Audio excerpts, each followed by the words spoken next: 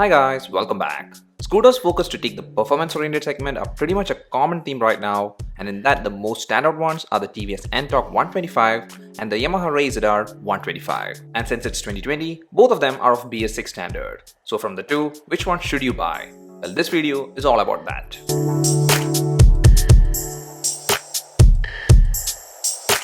This comparison, like all our other comparison videos, is divided into 5 factors which covers every aspect of both the scooters, and hence your buying decision can be tailored based on your priorities. So let's start things with the first factor, which is the design and build quality. Now here both are aggressively styled scooters and also their body is made of fiber. And when it's a fiber body, the main doubt in everyone's mind is how well it's built, and here the good part is that both the scooters have a sturdy build, but if you want to rank them, then I feel the Ntorq has a slight upper hand. Now here, like I was saying, both are aggressively styled scooters and that's evident right from the front. Both the scooters share almost the same theme where the headlight is in the main panel. Now here the RayZR's headlight looks sleek, but in comparison to the one in the Ntorq, well, there is no doubt it's the one in the Ntorq which is the sleekest, especially this one in the race edition. It's a LED headlight with a T-shaped DRL which looks next level. And here this headlight's range and coverage is just awesome. The spread is wide and long, so your night rides are pretty safe. And also if you opt for the standard edition of the Ntorq, the headlight's design is a bit different, and also it's a halogen bulb, which is actually what you get with both the variants of the RayZR. This halogen headlight in the RayZR is also a good one, which is more than adequate for night rides, and hence this headlight will take the second spot for night ride visibility, and the third spot will go to the standard edition of the Ntorq. Now the RayZR also gets a new DRL, which is actually positioned in the handle, and this one, it looks attractive. And actually this whole portion is better looking in the RayZR with this smoked visor, and I do prefer this design in the RayZR over the dual tone handle design in the Ntorq. But when you switch to the other side of the handle, well then things start to get interesting, especially with the speedo console. I've told this in other videos, which is, as of now, there is no competition for the fully digital meter used in the Ntorq. It's an info pack console, and because of the Bluetooth connectivity, it's futuristic. Well, with the one in the RayZR, it can be a fully analog one if you opt for the drum brake variant, and if it's the disc brake variant, it's going to be a digital one. Now, the version we tested is the drum brake variant, and hence this one is a fully analog meter. And by the way, if you're doubtful about the Ntorq standard variant speedo console, well, it's the same fully digital one seen in the race edition.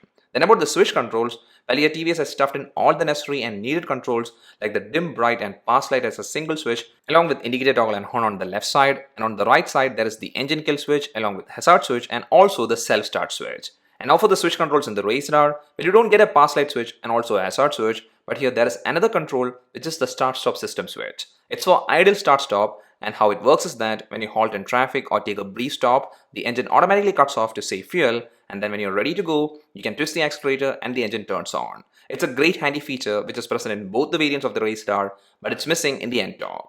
And similarly, the RayZR also houses the side stand engine cutoff feature, which again is missing in the Ntorq. Then for the side panel of the RayZR, it has a curved structure with a unique graphics, and I like it, but when you take a look at the Ntorq, it has a sharp looking design with 3D branding, and from the two, I do prefer the side panel of the Ntorq. And here in the Ntorq, this key slot is for opening the external fuel inlet, which is a very handy feature, but unfortunately the RayZR still uses the underseat system, which in 2020 looks like an outdated setup. Then checking the rear design of the scooters, well here you might know where things are going, right? As of now, I feel there is no scooter available which has such an aggressive and striking rear design like the one seen in the Ntorq. The T-shaped taillight along with the air vent pattern and the split grab bar are all attraction seeking things, and also this grab bar is a comfortable one for the pillion to hold. And that's the same thing with the single style pillion grab bar in the RayZR, and about the taillight used in the RayZR, it's matching with the whole design theme of the scooter. Then for the exhaust, well here also the Ntorq's chunky exhaust is one of a kind, while the one in the RayZR is not that exciting. Now since it's a scooter comparison, there is one more thing to check in this factor, and that's the storage space. And we'll start things with the footboard spacing, and here both these scooters doesn't have massively sized footboard, but instead it's just adequate for me, and therefore I didn't face any issues with the handle. And for keeping personal stuff, you can hang a grocery bag or a moderately sized backpack. And for that, the Ntorq has two hooks which are both retractable, while the RayZR has a single retractable hook. Then checking the underseat storage, here firstly with the RayZR, it's a big one which does fit in a lot of personal belongings, but unfortunately it doesn't take in my large sized fully covered helmet. And actually that's the same thing with the underseat storage available in the Ntorq. It's big, but again it doesn't fit in my helmet. But in the Ntorq, the cool part is that by default there is a boot light cum USB charging socket. So after checking this factor, both scooters have their own strengths and weaknesses. It's like the Ntorq gets a more sporty design with the best in class headlight and speedo console, and the RayZR on the other hand has more convenient features. So just from this factor itself, both scooters have taken two parts, and here you can actually start focusing on the things that matter to you. But it's not yet time for any finalization because there are 4 more factors left, and hence let's move to the second one, which is the specifications. I'm not going to make this factor a boring one, so let's quickly pull up the engine spec sheet. And here as you can see, the Ntorq is the more powerful scooter in the spec sheet, and the Ntorq also gets the bigger fuel tank too. Now when you check the body dimensions, the Ntorq is only bigger in terms of width, but then when you focus on the curve weight, the Ntorq is a much heavier scooter than the lightweight RayZR. And for the ground clearance, that's a spot where both these scooters keep a minimum number. And in that, the RayZR is having a very low clearance at 145 mm, while the Ntorq's clearance is a little better at 155 mm.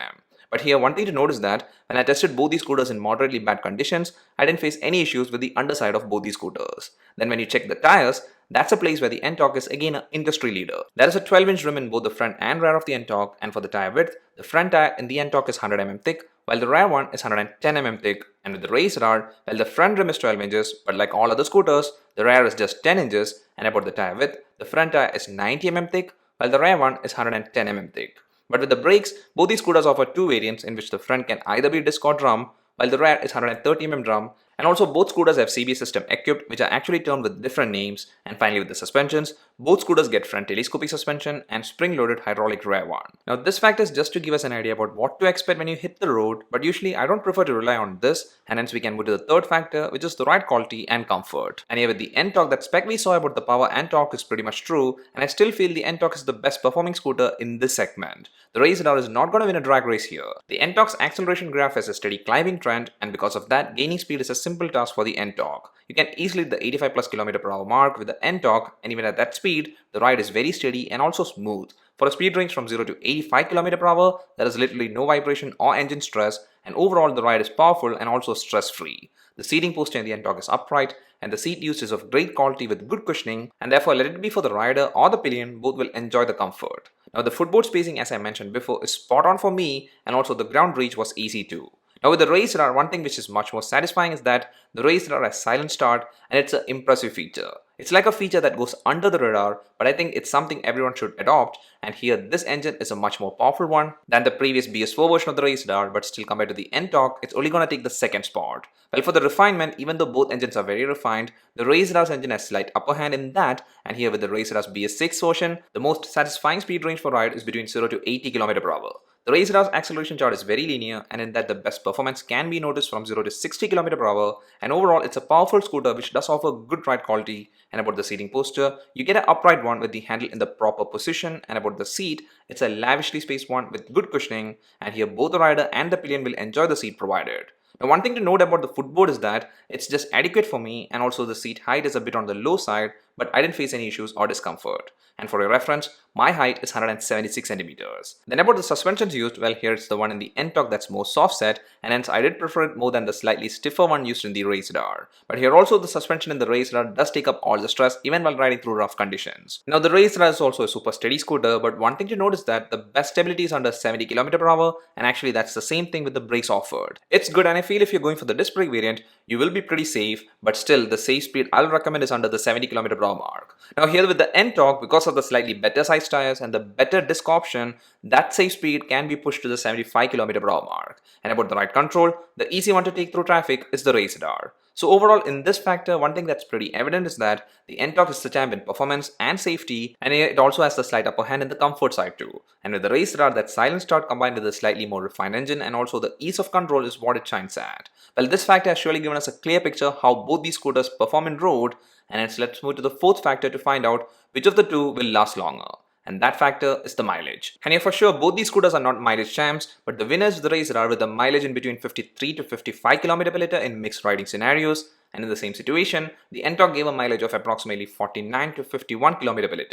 So there is that slight mileage difference, but it's like a very minor upper hand. And also please do note, this is the mileage we got, and for you it might be different because mileage totally depends on riding pattern and also riding conditions. And that takes us to the last factor, which is the price. And here as you can see, the RayZR is actually a much more affordable scooter compared to the Ntorq, with the base variant of the Ntorq being more pricier than the top variant of the RayZR. Well, I guess that's everything for this comparison. With the BS6 version of all scooters available, I feel every company is providing something or the other as a core highlight, and therefore us customers are the ones who benefit. We can pick the right choice we need based on our preference, and here it's the same with both these scooters. If you want a very sporty design with better tank capacity, LED headlight, Bluetooth connectivity, great performance with stability and also best comfort and safety, the Ntorq is the one for you. But what you prefer is a powerful scooter with more agile control, less weight, wider and longer seat which is a bit low set, accompanied with new features like silent start, side stand engine cutoff and engine start stop system, and also very importantly the lower price tag, then you should be looking at the new RayZR 125 BS-6. And yeah, no matter which one you choose, you should be happy. And also, it would be nice if you could leave your choice in the comment section below. That's all for this video guys. Hope you enjoyed it. If so, a like is much appreciated and a sub to the channel will be great too. See you in the next one. Till then, bye.